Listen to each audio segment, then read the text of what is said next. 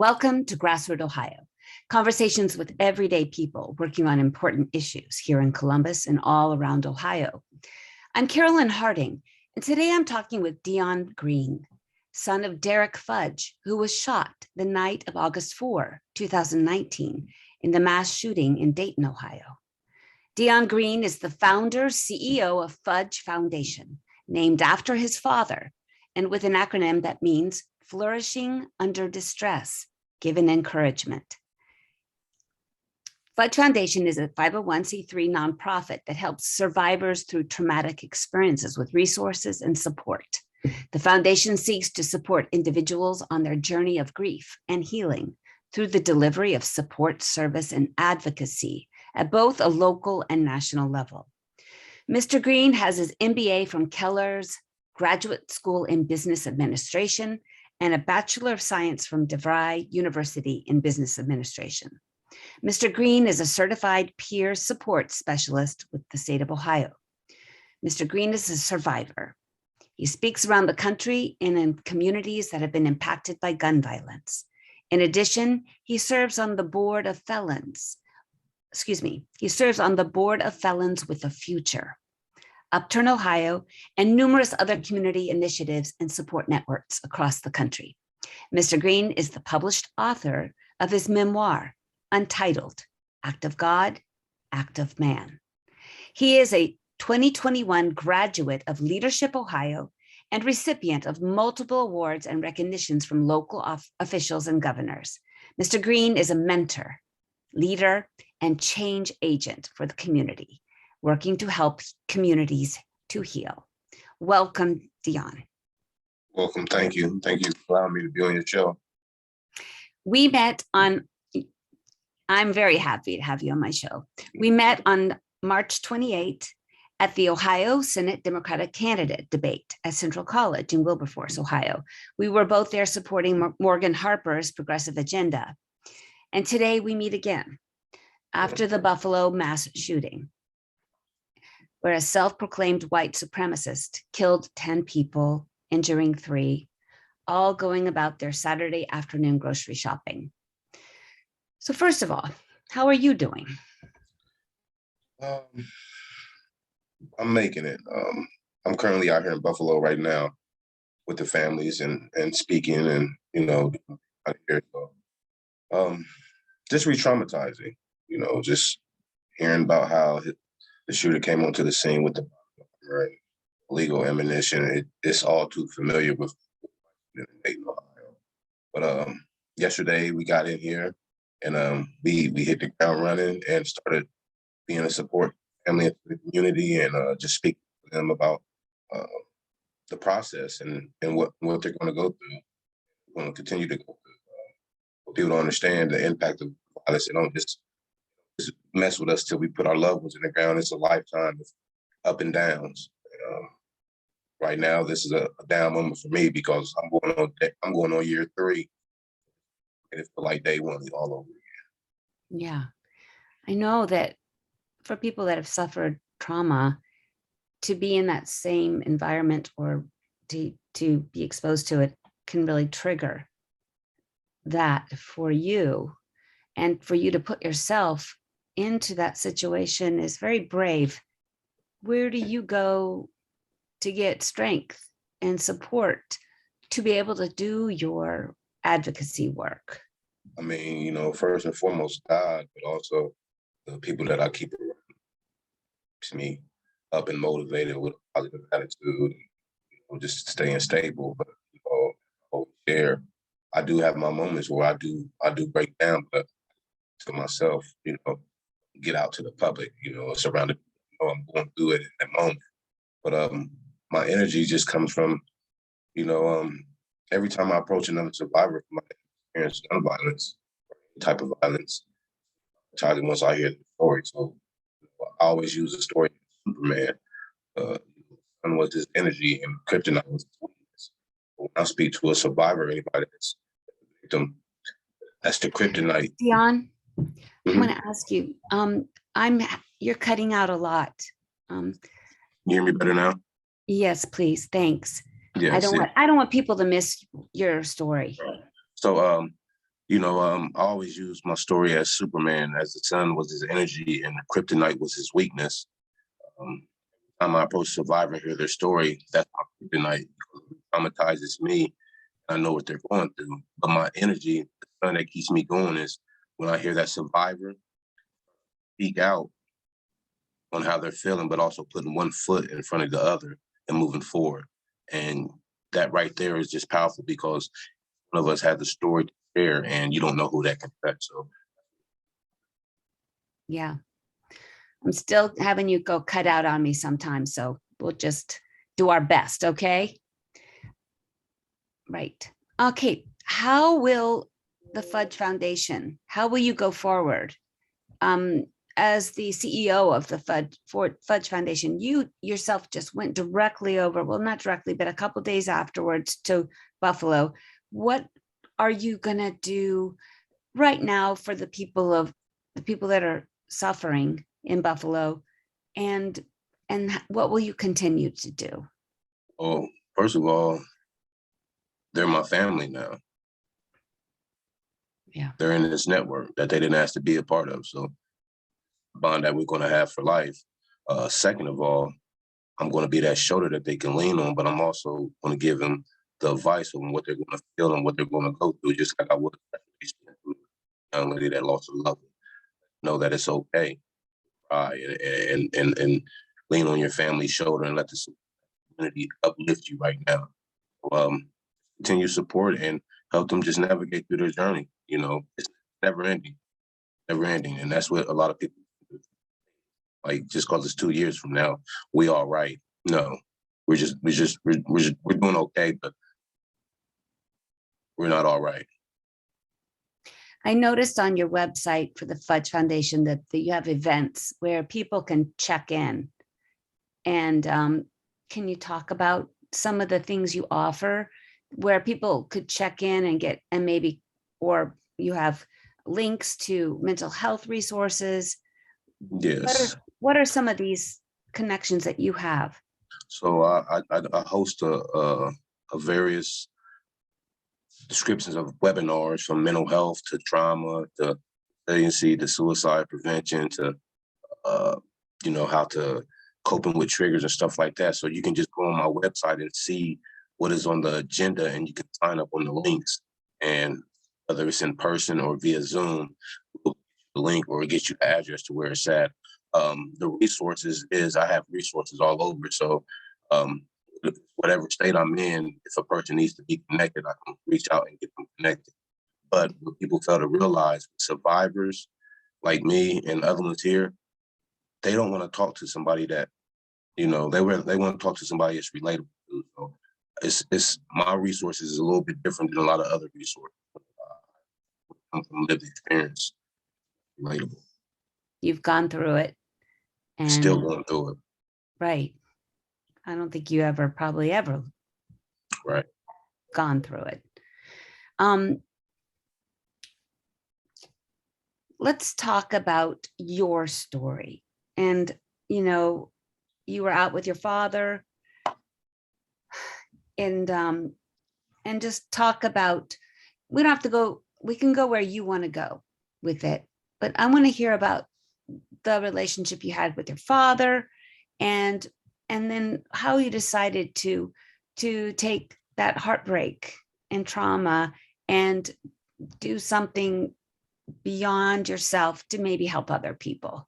Yes. Well, as I always share, growing up, my father was always mean, just a father. But as I got older, nothing but a big kid, big kid.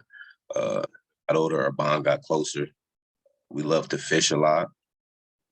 We loved drinking our annuals. That was our drink. But yeah, man, he was just a family-oriented guy and would give you his shirt off his back. Very well known in the community. Where I didn't even think that people knew who he was. Where I get that till today, like, hey, I knew your father.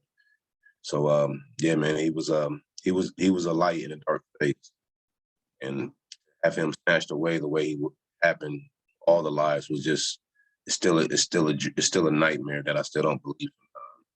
It's going on 3 years that we haven't went fishing or hung out back or just the little things matters.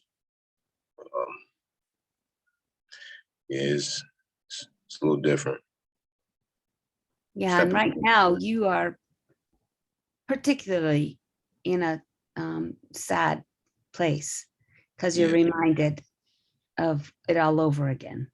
Right. And, you know, that day, you know, I just didn't think it would have been the last day I would hung out with my father. You know, 2019, the mass shooting was my first traumatic event that I experienced that year. May 31st, I was in tornadoes that came to Dayton, Ohio that hit my house and stuff while I was there. And that was the first day that I got out with my family on August 4th. And we went canoeing. And then after that, we came up to Dayton, to the Oregon district. I live in Dayton. And we was having a good time. While we were standing there, I just seen a gentleman walk down the side of a building with a body armor and assault style rifle gun in the walking lanes and started firing. Initially, I didn't think it was real. Right. You know, walked across the street as over my fiance, and make it to the other side of the street. You could hear the gunshots going on, but I was telling my dad to get up and let's get out of here. But the shooter's sister was in front of me saying that she had been shot. So now I was trying to call the police. Calling. Prior to that, I'm going back and forth, returning back and forth, telling my dad to get up while I'm shining a light on his chest. You know, bullet holes or nothing like that. So, and as I bend down a little bit more, I shine my light around his shoulder and head area, and I seen the blood coming out of them areas, and I immediately start performing the car and just trying to keep him here. Yes. And make it. Yeah.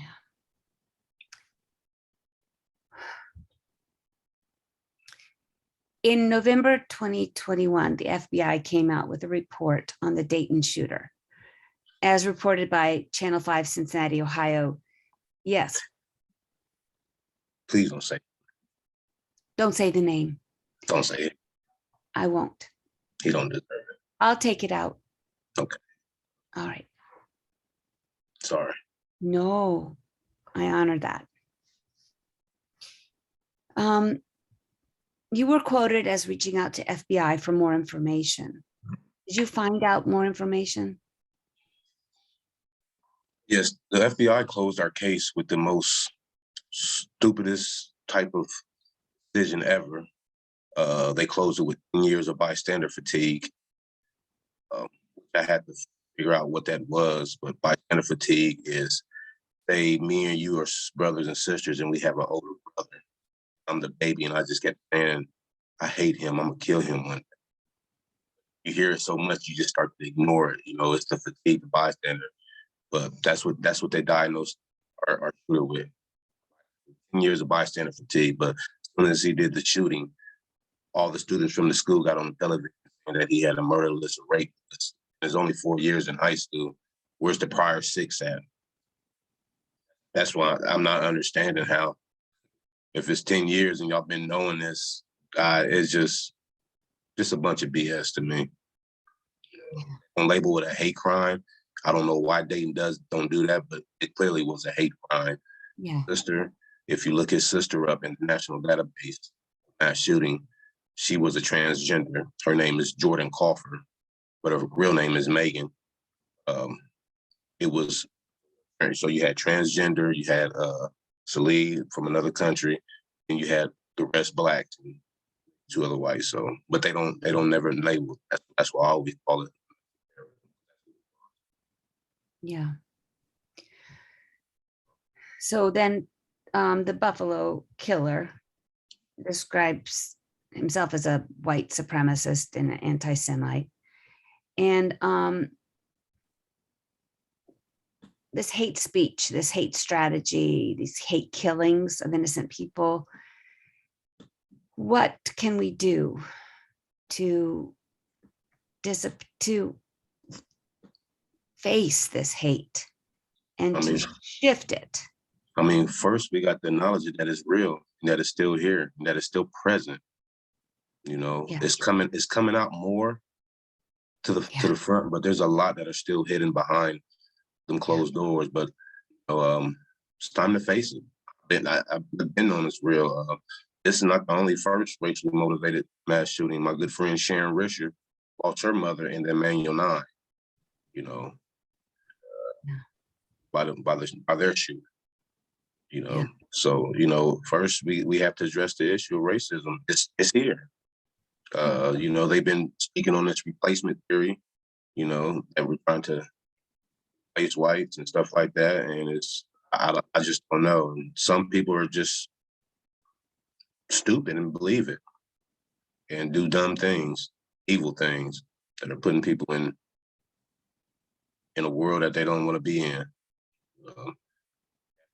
The conversation needs to be brought up, and it needs to be talked about across the country, which we already know that it exists, but it's time to be on the forefront now and really speak up on it, because there's always going to be a copycat, and there's probably already somebody sitting here thinking about doing the same thing. This.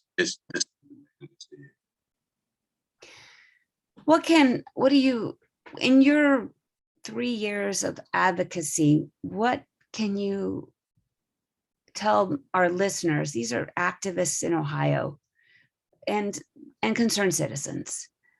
And there's all races that listen.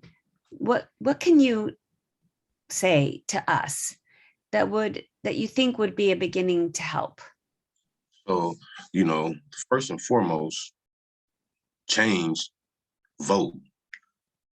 But voting means don't let just these people who are running for office just get in there, ask them a million questions, see what they really are standing for and standing with, so bring that awareness. So if there's a community that don't know what's going on or what type of bills or who's the elected official is, share that information with the community. Keep everybody aware of what's going on. They always say, how can we help you? As I was telling one of the survivors yesterday, it sucks, but our pain is the one that really brings changes in the country. It sucks that we have to experience that, but we can't do it alone. We need everyone around to be with us to make our voice stronger and louder and more threat and presence to stand in front of these elected officials or wherever it may be to create this change. I can do all the fight in the world, but if I don't have people standing beside me or behind me, the unity doesn't look strong as it should be. And people just, and I know this fight is very it's up and down. It don't seem like we're moving nowhere. Seem like we're going backwards instead of moving forward. But we can't give up. We can't give up. I mean, we owe it to ourselves and the ones that are not here to not give up and continue to keep fighting, because one day it will happen, whether I'm here to see it or not. But, I just want to equip younger leaders with the platform and education and resources. Also, I can spark something in them to keep this going on, to keep it going until we do see a change. I mean, hell, we're back. We've been fighting all these years, and we're back still fighting for voting rights again. So, society sometimes is like a pendulum. Sometimes it goes one way and goes this way. We've seen it in our country, more progressive eras and more recessive eras.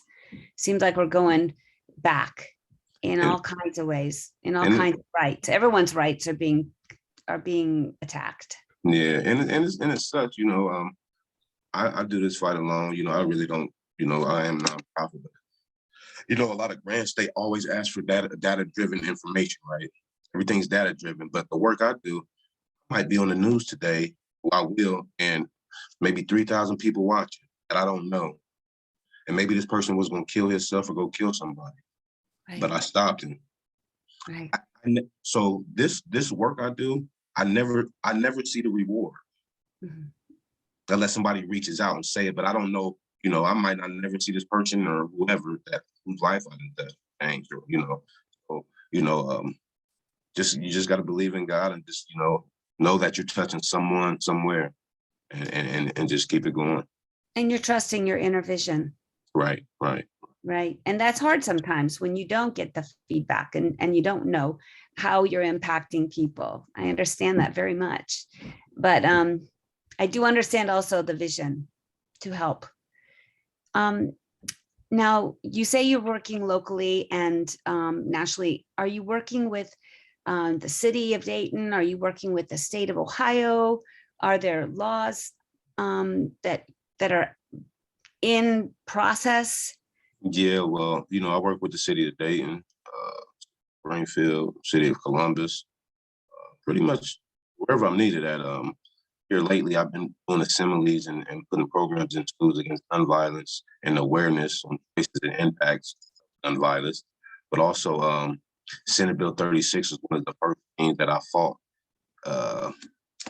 in the State House to get revised. In December, it got passed, but in March, it went in full effect, and that's the crime compensation.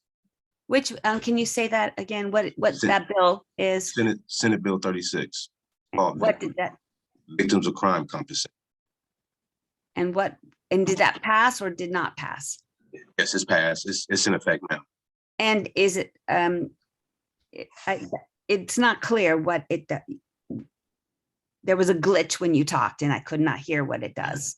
Yeah, so victim of crime compensation is, so say that your loved one, you lost a loved one to gun violence, right?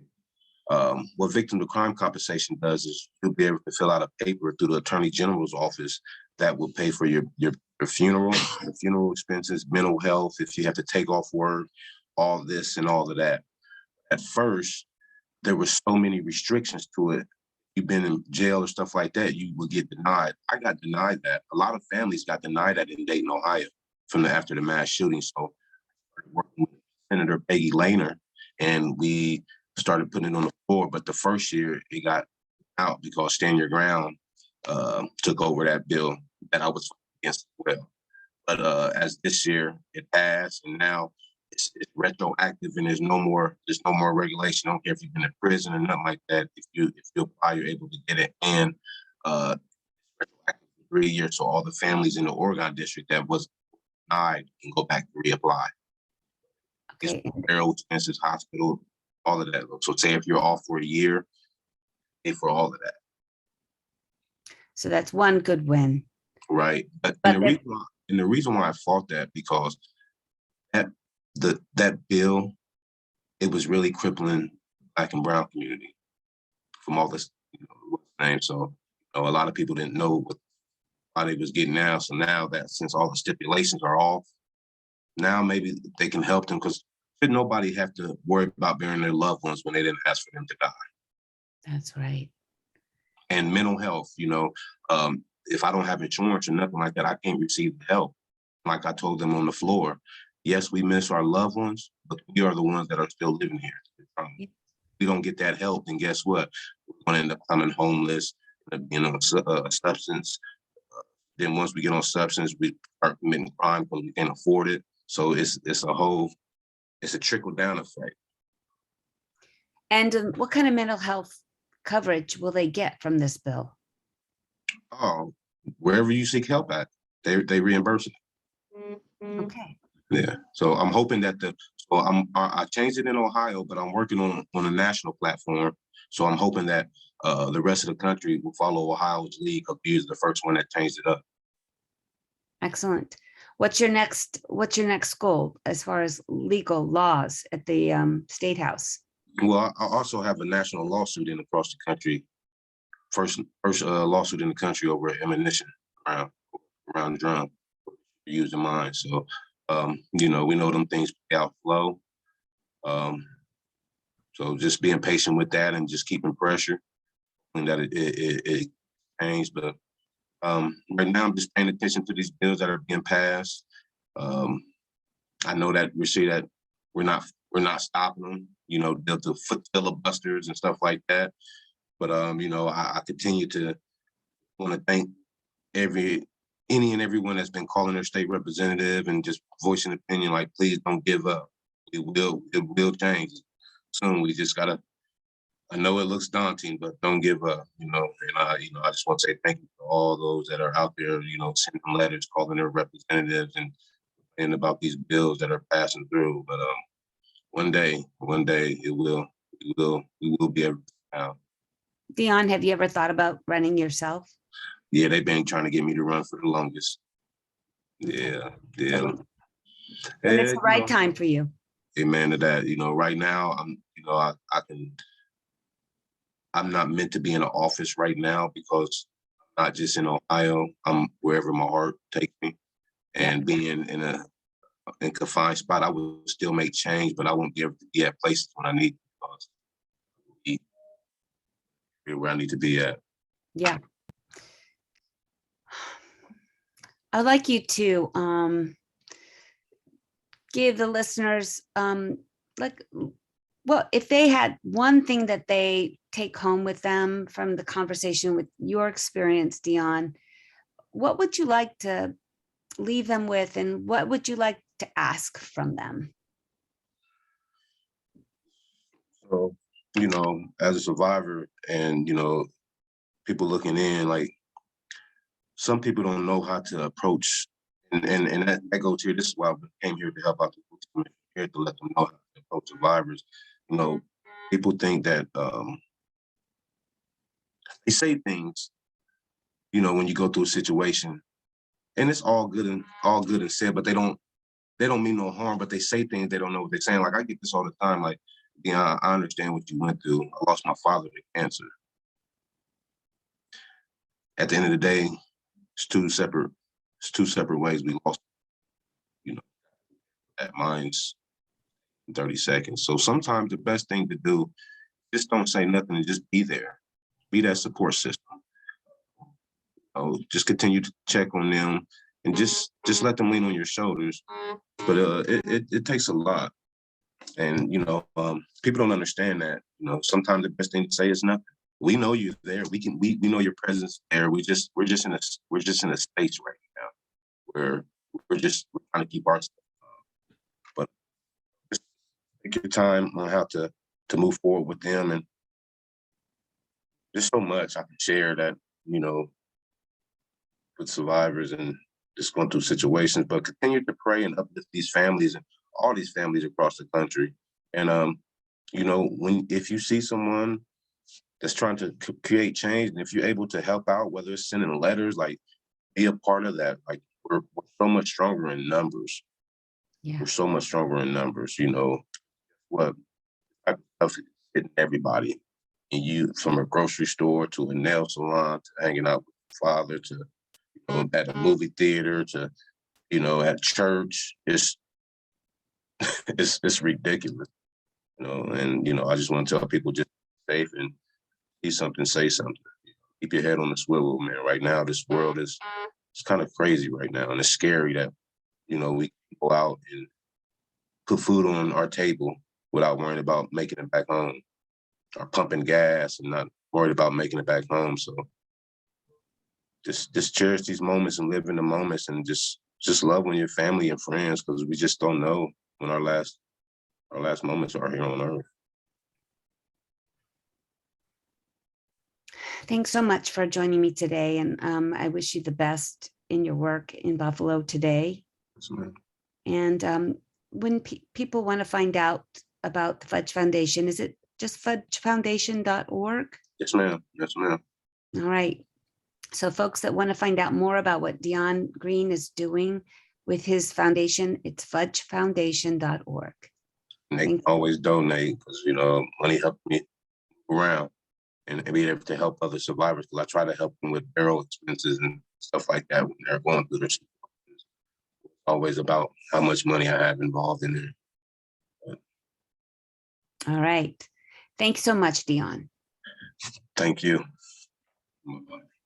In addition to our Friday 5 p.m. broadcast on WGRN.org, GrassRoot Ohio now airs on Sundays at 2 p.m. on WCRSFM.org and at 4 p.m. on WEJP-LP in Wheeling, Moundsville, West Virginia. You can also find us on SoundCloud, Apple Podcast, Spotify, YouTube, Facebook, and Instagram. Thanks for joining us.